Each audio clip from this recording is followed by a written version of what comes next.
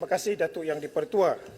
Berkenaan dengan isu air tadi yang Berhormat Menteri telah sebut. In fact bukan Sepanggar saja, hampir keseluruhan kawasan di negeri Sabah menghadapi masalah air.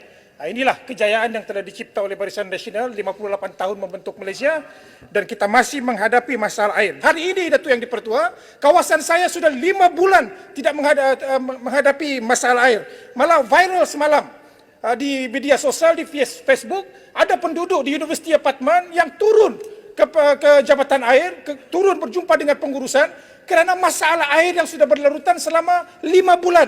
Jadi bayangkan kesengsaraan kami rakyat negeri Sabah ni. Datuk Menteri, minta kalau boleh buat sesuatu lah agar isu air di Sabah ni dapat diselesaikan secepatnya. Terima kasih. Sedarkah kementerian atau tidak bahawa pada hari ini Sepanggar ni telah pun mengalami masalah bekalan air terputus sejak 4 bulan yang lalu. Malah hari ini untuk makluman yang berhormat, saya lagi masih menerima laporan daripada masyarakat khususnya di kawasan saya yang mengatakan bahawa ketiadaan air, malah ada yang meletakkan rentang banner memohon agar kerajaan bantu mereka sebab masalah selain daripada isu COVID ini yang dikehendaki mereka berada di rumah, air pula tidak ada. Jadi ini amat memberi kesan. Jadi adakah perancangan kerajaan untuk short term measure bagi membantu masalah yang berlaku di kawasan saya? Terima kasih. Menyentuh isu bekalan air, Datuk Yang di-Pertua, ini kali kedua saya berdiri dan menyuarakan perkara ini. Isu ini juga sudah pun berlarutan hampir setahun, sehingga ada yang terpaksa berpindah sementara dan tidak kurang juga ada yang merentang banner, merayu dan memohon diberikan bantuan segera. Sesungguhnya kami berasa iri hati melihat jika masalah yang sama berlaku di semenanjung Malaysia, walaupun cuma baru seminggu, pasti akan menjadi headline utama di seluruh negara. Dan dalam tempoh beberapa hari saja masalah dapat diselesaikan. Tapi kami di Sabah yang Datuk Yang di-Pertua sudah berbulan, bukan seminggu, tapi berbulan-bulan masalah air ini sedang berlarutan. Malah hari ini di kawasan Parlimen Sepanggar sekali lagi masih menghadapi masalah bekalan air. Oleh itu saya ingin menuntut agar tindakan diambil oleh kerajaan bagi menyelesaikan masalah ini. Setidak-tidaknya menyediakan peruntukan untuk membekalkan air menggunakan water tanker sementara menunggu loji Talibung 2 yang dijangka siap pada tahun 2025.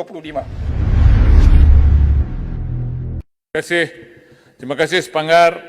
Saya sedar apa yang Sepanggar sebut itu yang berkaitan dengan urusan kerajaan negeri dan kerajaan persekutuan. Saya kira bahawa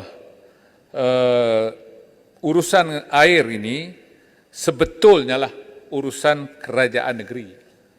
Di mana-mana negeri pun urusan kerajaan negeri. Apa yang dibuat oleh Kementerian Pembangunan Luar Bandar ialah menyediakan peruntukan untuk membantu bagi menyelesaikan masalah-masalah yang berkaitan dengan bekalan air di luar bandar.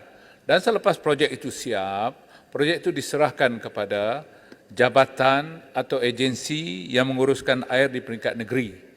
Dan kalau kita buat retikulasi itu panjangnya 30 km, pipe itu selepas itu kita serahkanlah kepada kerajaan negeri untuk menguruskannya. Sebab bukan menjadi tanggungjawab penuh kepada Kementerian Pembangunan Luar Bandar.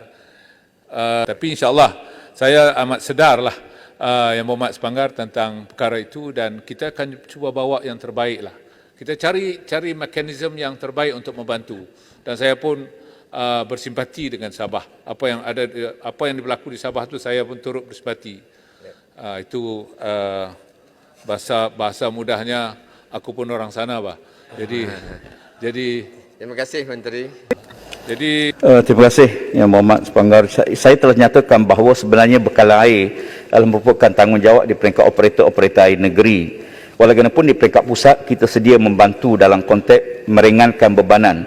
Untuk maklumat, waktu bekalan air terhenti, loji terpaksa kerana faktor-faktor yang berlaku menyebabkan operator air terpaksa menanggung kos menghantaran melalui loji tanker kepada rumah-rumah tanpa ada kos yang dibayar kepada operator air. Dan ini menyebabkan operator air sebenarnya menanggung kerugian agak besar. Walaupun di peringkat kementerian, kita akan berusaha supaya projek-projek yang telah dilaksanakan dapat disiapkan dalam jangka masa yang telah ditentukan. Cuma kita memahami bahawa COVID telah pun menghalang beberapa projek yang terpaksa kita tangguh kerana faktor-faktor tersebut. Jadi oleh kerana itu komitmen kementerian, kita akan lihat semua bagi membantu meringankan bebanan rakyat. Terima kasih. Sedikit yang Mohd Menteri, kalau dapat dipertimbangkanlah, saya ingin mengusulkan di sini kalau boleh kerajaan persekutuan dan juga kerajaan negeri duduk berbincang tentang isu ini, mungkin disediakan bajet tambahan bagi membantu masyarakat yang ada, sebab keadaan mereka yang Mohd Menteri cukup daif disebabkan oleh masalah air ini. Terima kasih.